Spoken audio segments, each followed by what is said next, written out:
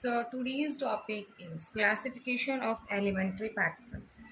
Elementary particles are categorized on the basis of their nature and properties. यानी कि जो elementary particle है उनको जो categorize किया गया है वो on the basis of their nature और उनकी properties की basis के ऊपर elementary particles को categorized किया गया है. ठीक है, तो सबसे पहले हम उनमें से एक उनकी पहली प्रॉपर्टी पढ़ते हैं, वो है on the basis of mass. तो on the basis of mass it will be categorised in light particle, intermediate particles and heavy particle. यानी कि एक बहुत ही हल्के पार्टिकल, एक नॉर्मल वेटेड पार्टिकल और एक सबसे ज़्यादा हैवी पार्टिकल. जो लाइट पार्टिकल्स हैं वो उनमें आते हैं लैप्टॉन्स, जो इंटरमीडिएट पार्टिकल्स हैं वो उनमें आते हैं मीजॉन्स, और जो हैवी पार्टिकल है उनमें आते हैं हेड्रॉन्स. जो लेप्टॉन्स हैं उनका जो वेट है वो लाई करता है 0 to 139. मीजोन्स है उनका वेट की लाई करता है 139 to 939. और जितने भी 939 से ऊपर जितने भी वेट के पार्टिकल्स हैं उनका वो आ जाएंगे हैवी पार्टिकल्स के अंदर. अब दूसरे नंबर पे है on the basis of spins. Spin के बेसिस पे देखो दो पार्ट में डिवाइड हो जाता है, एक बोसोन्स, एक फर्मियोन्स. बोसोन्स जिनकी इंटीग्रल स्पिन है यानी कि 1 2 3, और जिनकी हाफ इंटीग्रल स्पिन है यानी 1/2, 3/2, 5/2.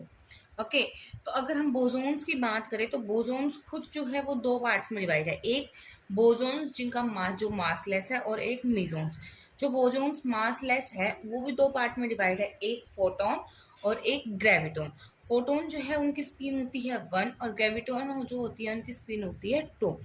मीजोन्स है, मीजोन्स भी के भी 3 है, एक पाई मीजोन्स, एक ईटा मीजोन्स और एक के मीजोन्स, क्योन्स मीजोन्स सॉरी. तो पाई के अंदर भी है 3 पार्ट्स में आते हैं, pi positive, pi negative, pi naught. इसमें ईटा में एक ही होता है, फिर के पॉजिटिव, के नॉट और के इनका के एंटी पार्टिकल ऑफ के पॉजिटिव और एंटी पार्टिकल ऑफ के नॉट. ये जो इसके ऊपर जो बार लगा होता है वो होता है एंटी पार्टिकल उसका. और इन सभी मीजोन्स की भी जो स्पिन है वो क्या आती है 0. उसके बाद आते हैं लेप्टॉन्स. लेप्टॉन्स में भी 6 पार्टिकल हैं, एक इलेक्ट्रॉन, एक म्यून, एक टाउ और एक anti particle of electron, anti particle of muon, anti particle of tau. इनकी जो सबकी स्पिन होती है वो होती है हाफ. उसके बाद आते हैं बैरियंस. बैरियंस भी दो पार्ट में डिवाइड है, एक में आते हैं प्रोटॉन और न्यूट्रॉन. इन दोनों की जो स्पिन होती है वो हाफ होती है. और एक में आते हैं सिग्मा, कास्केट, डेल्टा और omega.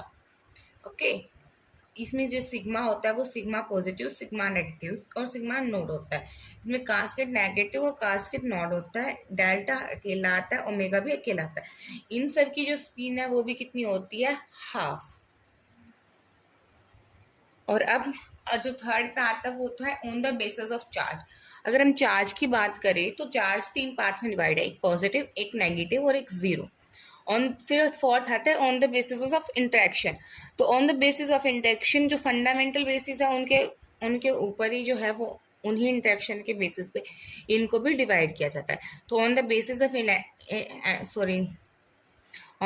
Of interaction elementary particle जो है वो 4 टाइप्स में डिवाइड है. तो फंडामेंटल इंटरेक्शंस के बेसिस पे जो डिवाइड है, तो सबसे पहले हम देखते हैं कि फंडामेंटल इंटरेक्शन क्या होती है. तो फंडामेंटल इंटरेक्शन जो है वो मैकेनिज्म है जिससे पार्टिकल जो है कैसे एक दूसरे से इंटरेक्ट कर रहे हैं. तो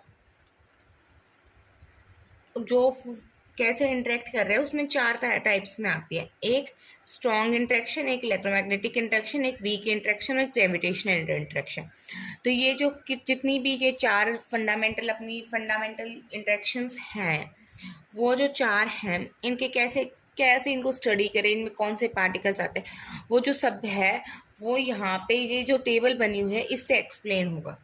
जैसे हमने यहाँ पे अपनी 4 इंटरेक्शन लिख ली हैं, जो हमारे 4 टाइप्स ऑफ इंटरेक्शन है जिसमें आते हैं एलिमेंट्री पार्टिकल्स के जो अंदर लगती हैं, उनमें जो है वो स्ट्रॉन्ग इंटरेक्शन.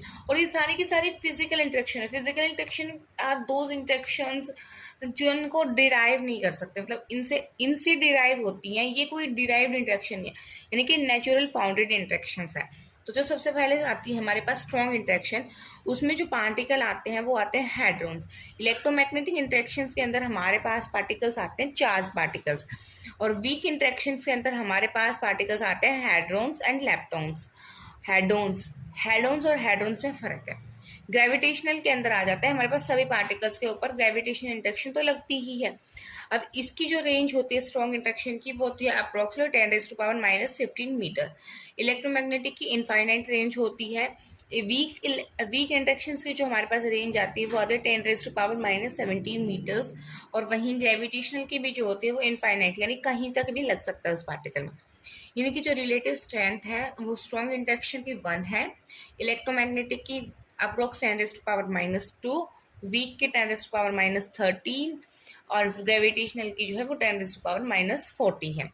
इसमें पार्टिकल जो एक्सचेंज होते हैं वो मीजोन्स होते हैं स्ट्रॉन्ग के अंदर, इलेक्ट्रोमैग्नेटिक के अंदर फोटॉन्स होते हैं और वीक के अंदर इंटरमीडिएट बोसोन्स होते हैं और ग्रेविटेशनल के अंदर ग्रेविटॉन्स होते हैं।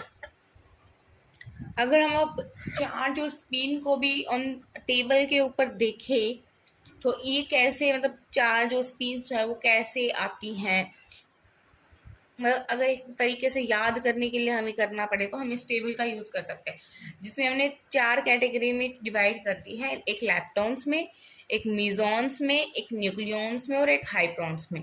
लैप्टॉन्स के सभी पार्टिकल्स लिख दिए हैं, मीजॉन्स के सभी पार्टिकल्स हमारे पास, न्यूक्लियॉन्स के सभी पार्टिकल्स हैं और हाइप्रॉन्स के सभी पार्टिकल हैं। ठीक है, उनके सबके हमने सिंबल लिखे हैं, उन सबके हमारे पास चार्ज है, उन सबके हमारे पास स्पिन है। तो हम इस टेबल को एज ए रेफरेंस यूज कर सकते हैं अगर हमें याद ना रहे कि किस पार्टिकल की कितने स्पिन होती है, because this is very important to remember the spins of elementary particle and the charge of the elementary particle and the symbol of the elementary particle. ये न्यूमेरिकल्स में भी बहुत ज़्यादा यूज होता है। ओके, तो हम इसको अगर एक क्विक रिवीजन करना हो तो भी हम इस टेबल को यूज़ कर सकते हैं और याद करने के लिए भी हम इस टेबल को यूज़ कर सकते हैं। So classification of elementary particles में तो इतना ही है। Okay, so bye bye.